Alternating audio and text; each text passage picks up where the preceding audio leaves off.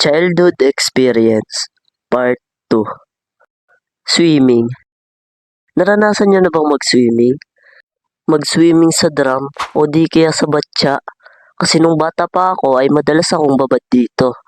Minsan nga kahit ginaw na ako at kulubot na yung mga daliri ko sa kamay, tuloy pa din. Lupa. Nung bata ako ay lagi ako naglalaro ng lupa. Minsan nga nagawa pa ako ng paso, bahay, swimming pool at cake. Madami na rin akong damit na nag-transform into brown. Ito na rin kasi ang madalas kong gawing clay. Nagbabatuhan pa nga kami nito pag naulan eh. Stick.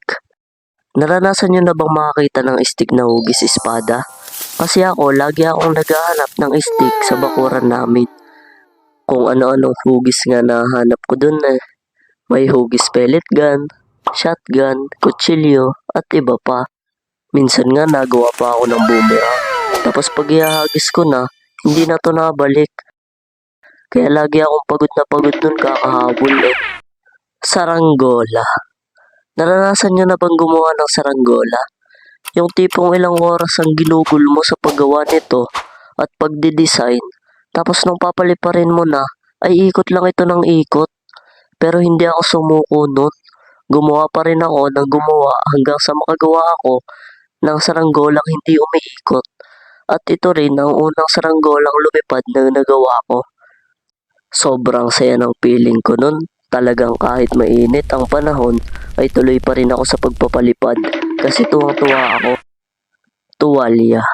Nung bata ako ay lagi akong napapagalitan ng mama ko dahil pag maliligo na sila ay laging nawawala yung tuwalya.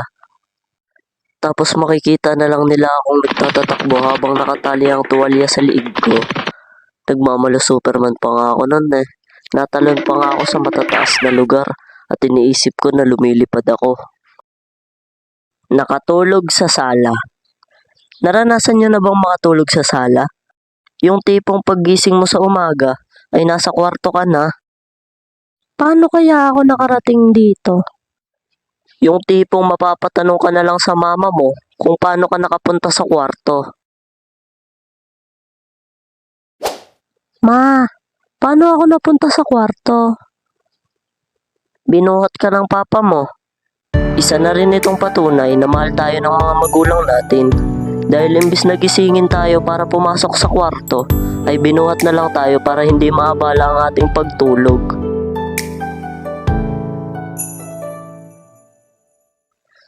Shoutout na tayo guys. Shoutout nga pala kay Maya Joy Animation. Maraming salamat sa suporta. At may bago na nga pala tayong channel guys. Dito tayo mag-upload ng ating mga gaming video at mag-comment na din kayo guys kung ano ang ating lalaroin. At pwede din kayo guys na mag-comment. Babasahin din natin yan sa sunod na video.